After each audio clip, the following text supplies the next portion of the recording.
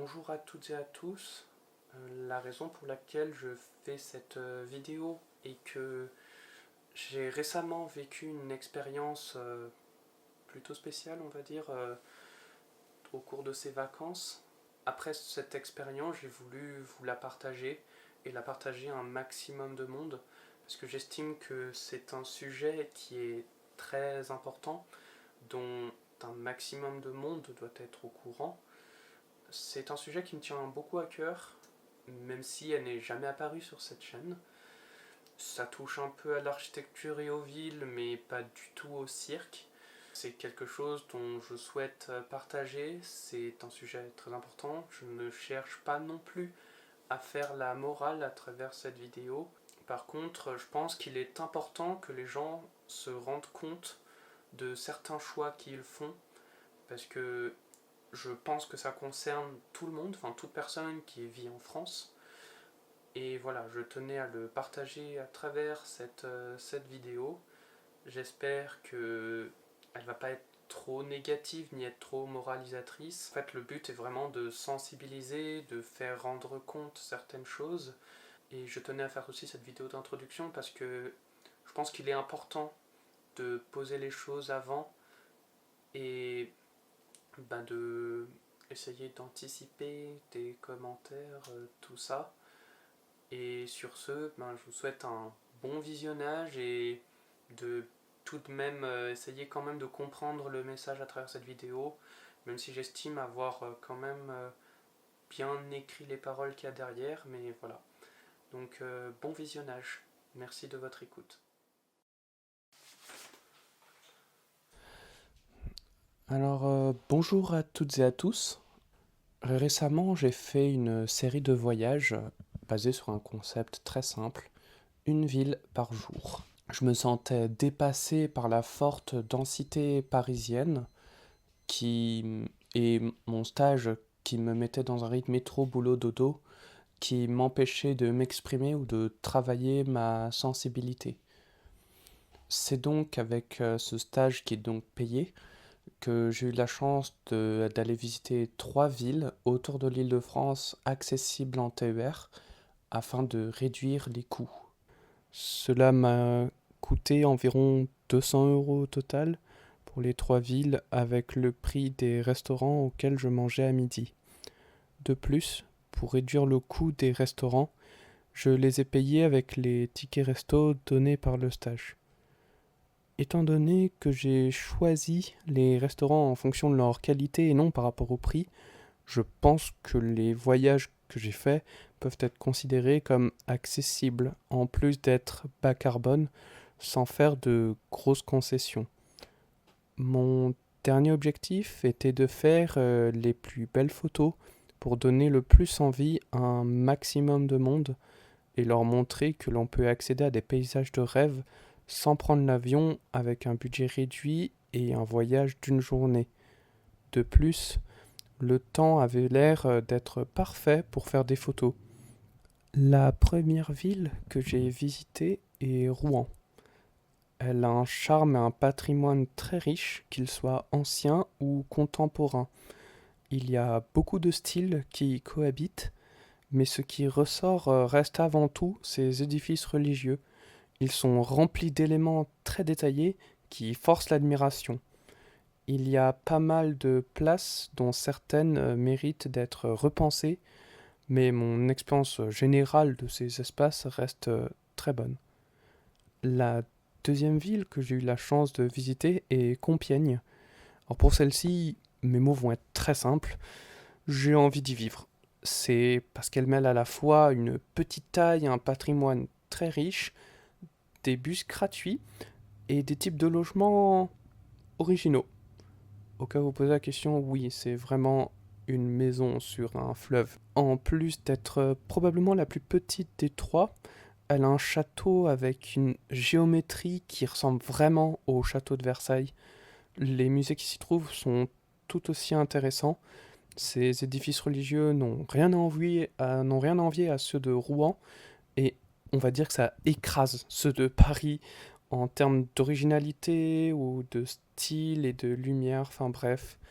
Son charme et ses monuments m'ont tout simplement rendu fou amoureux. La troisième ville que j'ai eu la chance de visiter est Auxerre. Elle est connue pour son centre-ville ancien et bien conservé. Elle a beaucoup d'édifices religieux pour la taille de son centre-ville.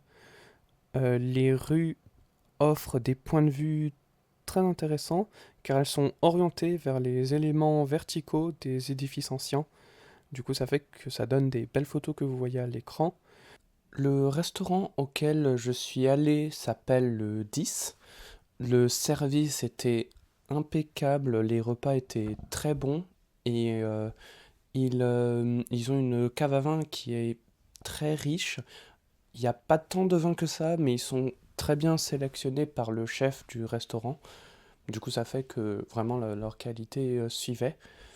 Je tiens vraiment à parler de ce restaurant parce que j'ai pu échanger avec l'un des employés qui, je trouve, était vraiment passionné et je sentais qu'il avait envie qu'il avait envie de me transmettre pas mal de son monde en fait, qui est celui de l'hôtellerie, mais il avait aussi pas mal de connaissances au niveau des vins, notamment sur comment est-ce que ils arrivaient à produire du vin sans alcool, naturellement. Et voilà, il est resté sérieux jusqu'au bout, jusqu'à la fin de ma visite, tout ça. C'était vraiment une expérience très riche et franchement remplie de passion et de super échanges. Il y a encore d'autres points positifs dont je pourrais vous parler, notamment au sujet des musées de Compiègne et de Rouen, donc sur lequel il y a pas mal de choses à dire, mais je ne vais pas le faire parce que sinon la vidéo serait trop longue et un peu hors sujet.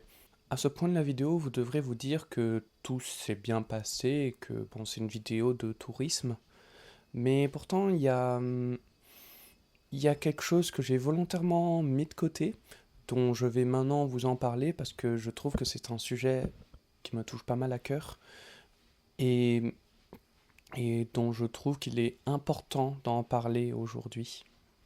Ce que vous voyez à l'écran, ce sont les trajets qui étaient initialement prévus. Il faut savoir que je commandais les billets 5 à 7 jours avant le jour du départ pour être à peu près sûr que la météo soit bien pour prendre les meilleures photos possibles. Et maintenant, voici les horaires auxquels j'ai pris les trains TER, dont les billets sont heureusement valables toute la journée. Comme vous pouvez le voir, en fait, je partais beaucoup plus tôt que prévu.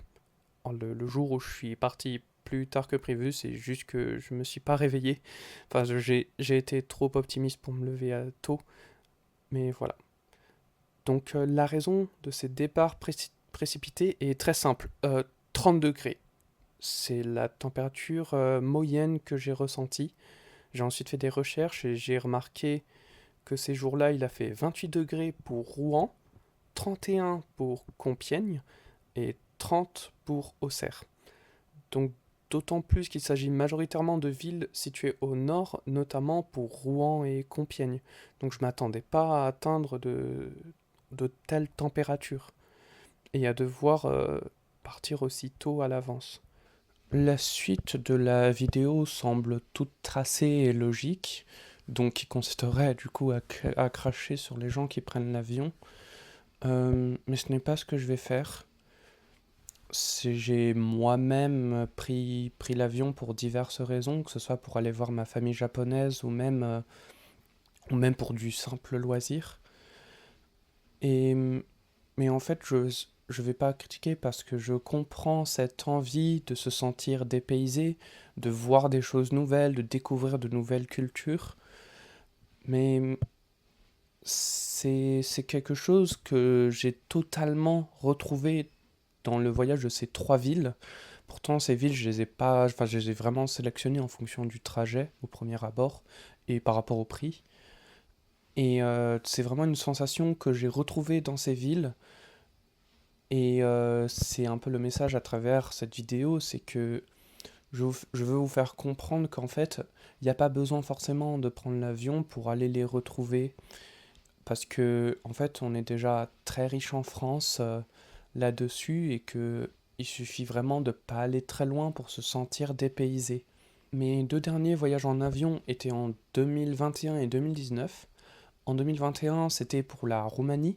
C'était dans le cadre d'un voyage scolaire.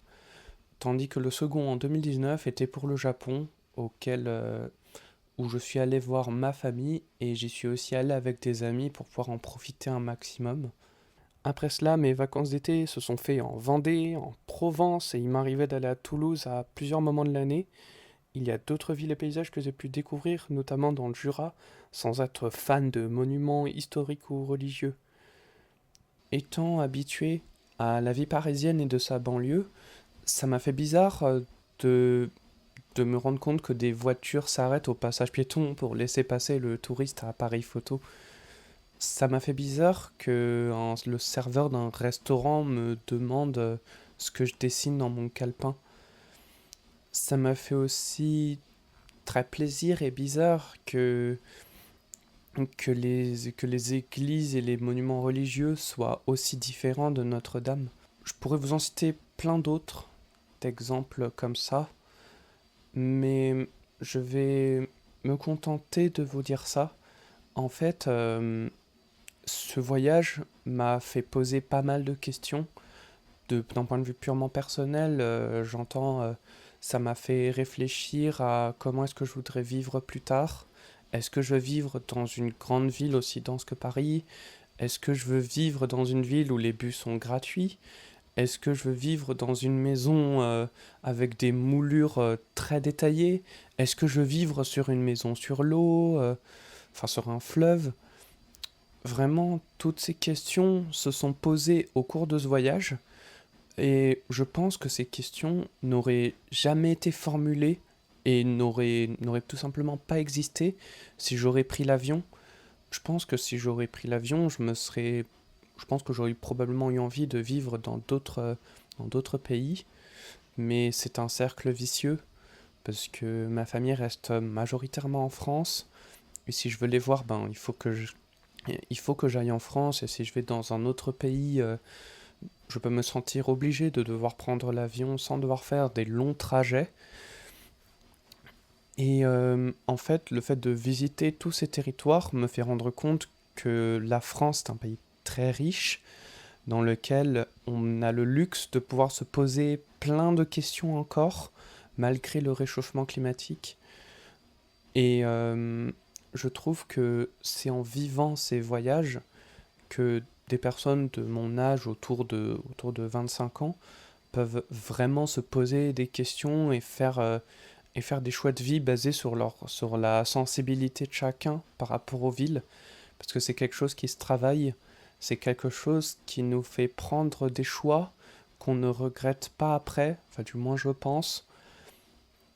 Moi j'ai mes pistes de réponse par rapport à où je veux vivre, mais le but de cette vidéo n'est pas de vous les exposer, mais c'est de vous dire que vous aussi, vous pouvez vous poser ces questions, et surtout, ben, ce qui vous permet non seulement de grandir et de prendre en maturité, mais aussi tout ça sans prendre l'avion et, euh, et en ayant des gestes les plus éco-responsables et qui indirectement pensent aux autres. Malheureusement, le fait de prendre l'avion euh, a pour conséquence de toucher tout le monde, notamment les personnes qui font des efforts et qui essaient de moins le prendre. Je ne parle pas forcément de moi, je parle vraiment de toutes personnes qui n'ont pas l'habitude de prendre l'avion. Et il faut se rendre compte de ça. Cet été, il y a eu une canicule qui était plutôt forte, qui a touché toute la France. Je tiens aussi à vous dire que oui, là vous l'avez vu, mais ça a touché des villes qui sont vraiment situées au nord. Moi, je veux pas me retrouver à devoir prendre des vacances dans des pays encore plus nordiques, qui ne sont pas en France, parce que je trouve qu'il est important de découvrir son propre pays, et surtout que les paysages évoluent constamment, et pour se sentir dépaysé, il n'y a pas besoin de changer de pays, même si le mot peut faire penser à devoir changer de pays. Mais franchement, aller autre part en France, dans d'autres régions, en fait, voilà, ça fait rendre compte de ça. Et maintenant, je veux m'adresser aux personnes qui ont souffert cet été. Il faut continuer d'agir. Il faut, il faut savoir vraiment d'où viennent ces causes. Je pense qu'on parlait de l'avion. Je pense que je ne prends pas trop de risques à le faire parce que c'est avéré, c'est vrai que, que ça pollue et que ça participe au réchauffement. Je suis conscient aussi que il y a d'autres personnes qui prennent beaucoup l'avion et qu'on ne peut pas toucher. Je pense notamment aux hommes politiques, hommes et femmes politiques, pardon. Et, euh, et en fait, le fait d'avoir ces réflexions en tête, en fait, ça n'avance pas les choses. Moi, je peux très bien dire que oui, y a notre Premier ministre qui prend l'avion, qui pollue beaucoup, tout ça. Alors oui, mais ça ne change rien au fait que moi, je veux arrêter de le prendre. Et c'est quelque chose qu'il faut avoir en tête. Et je pense que les hommes politiques, en fait, ils s'adaptent aussi ils s'adaptent aussi aux scandales, tout ça. Et je pense que si on arrive à faire comprendre à un maximum de monde qu'il faut arrêter de prendre l'avion, en fait, ils vont réagir en fonction.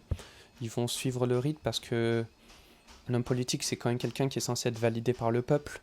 Et si le peuple est quand même contre ses actes, enfin, si une grosse partie du peuple est contre ses actes et le fait comprendre, bah, en fait, ils sont obligés de réagir en conséquence. Donc voilà. J'espère que cette vidéo ne vous a pas trop démoralisé. J'espère qu'elle va pas créer euh,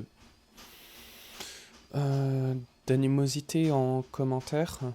J'espère que son message sera passé, qu'il restera majoritairement positif. Je tiens à vous remercier d'avoir été jusqu'au bout. C'est une vidéo longue et que je considère comme plutôt indigeste parce que je l'ai pas travaillé pour qu'elle soit digeste. Ça aurait été trop long. Et voilà. Mais en tout cas, merci de m'avoir écouté jusque-là et je vous souhaite tout de même de bonnes vacances et de bonnes réflexions sur votre avenir que cette vidéo vous aura peut-être fait poser. Voilà. Merci de votre écoute.